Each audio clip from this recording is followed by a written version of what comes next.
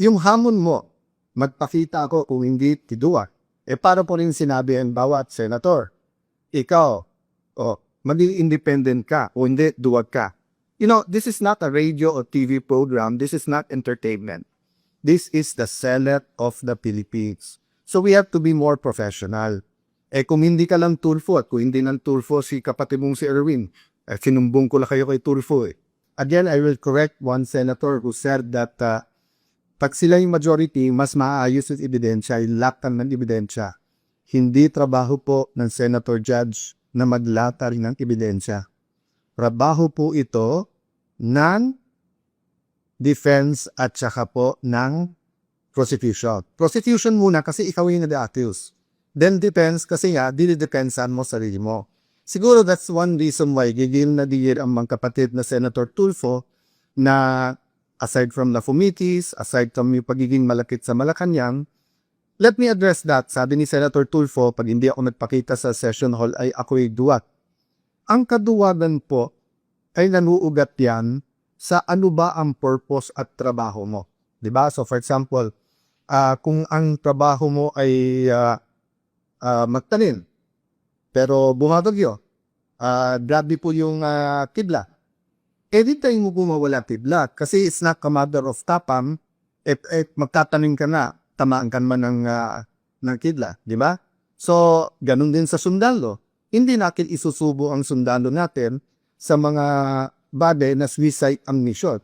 Pero ipangtanggol ang bansa at mamatay para sa bansa. Hindi lang sundalo, dapat pati kayong mga senador.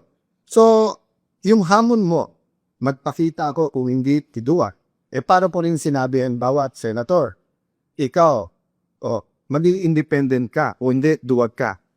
This is not a radio or TV program. This is not entertainment. This is the Senate of the Philippines. So we have to be more professional. Kung hindi ka lang Tulfo at kung hindi ng Tulfo si kapatid mong si Erwin, sinumbong ko lang kayo kay Tulfo eh. Diba? Pero ang reality is, because nandiyan kayo, because you have a strong voice, use it for the good of the country. There are also issues facing you. So you asked Joel Villanueva, you asked Jingo Estrada, you asked Chis Escudero to face it squarely. So face the issues also squarely. Wag yung itigilan natin yung Blue Ribbon na committee and then gagawin natin personal yung lahat ng issues. There are issues facing all of us. Pati ba naman Senator Tulfo, lahat na nung pinapay, binintan nyo sa amin. Nung panahon ni President Duterte, kampi kayo sa drug war. Ngayon naman, balikta. Tapos lahat ng pinatay, sinisin nyo. So, pati ba naman internet at saka airphone, sa akin nyo pa rin sinisik. O baka murder pa yung kaso na yan, ha? Murder kasi pinakay ang wifi at yung kuryente. Nakita ko na po ang report, yung po palang master yung pong centralized aircon, yung master switch or yung sa kuryente, nasa GSI gas yun at may nag-trip ng wire. Kaya around 6 o'clock, nagkaroon talaga ng problema sa aircon. So, hindi po namin gagawin sa inyo. I've always treated you well, whether I'm close to you or not, whether you're in the minority, majority, and I will continue to treat all of you well. But kayo ang namimersonal, because kami, it has been one issue after the other, di ba? Hindi kami ang nagpakasok sa MBI sa Senado, yung May 11. Hindi rin kami ang kumuha ng NBI na fully armado na pinaikutan ang Senado tapos kumasok pa sa Senado noong May 13. Hindi rin kami ang nag-walk out. So you keep saying fresh start. Every Senate president that I served under, whether I was the majority leader or minority leader, whether I was in the leadership or was just a simple follower, I gave them a chance. So let me ask the 11 majority who's asking me to resign up. Kahit na isa chorus, binigyan mo ba ako ng chance? So let me go to the bigger issue ngayon. Yung pong dignidad, yung pong karamana, yung pong honor ng Celia. Simple matters. Nabanggit ko po ito before. Why do we get angry pag bilastos ang ating flag? Bakit pagka hindi tumayo, pagka kumanta tayo ng lupang hiniram, ba't natin sinasabihan ng ang tapo? Bakit po ang Kristiyano man o Muslim, pag hawak yung Biblia o hawak ko ang Quran, ayaw natin po na, pwede mo sabihin papel yun, mga pahina lang yon. No. But to us, those are holy books, di ba? To the Muslim, the holy book is the Quran. To the Christian, the holy book is the Bible. So it's more than just a piece of paper, whether softbound or hardbound yon. There's a symbolism that matters. So, na-shock ako sa sinabi ni Senator Lacson. Na-shock ako dahil yung naming isa walang comment sa statement ni Secretary Remulla. Because napakaganda na ng usapan namin, first with the CIDG through informal and formal channels, that susubo naman si Senator Jinggoy, danalin namin doon. And then afterwards sa labas, then nung dumating si Secretary Remulla, ang sabi niya, sige, kasi nga yung pamilya medyo, they didn't to huddle kasi nga medyo emotional na. Pero kamdating sa hallway, nanbago. Diba? At sinabi ko dun sa hindi nakakalam dahil dun sa mga bata pa, masalimuot pero malalim ang history ng Senate ng Philippines. All parliaments, for that matter, parliaments in the past have been attacked by kings and queens, by president, prime ministers, by dictator, by tyrants, but even by the most democratic leaders. That's why may mga privileges. So in the case of former Senate President Juan Ponce Enrile, dalawa lang ang posisyon noon, panahon ni President Cory.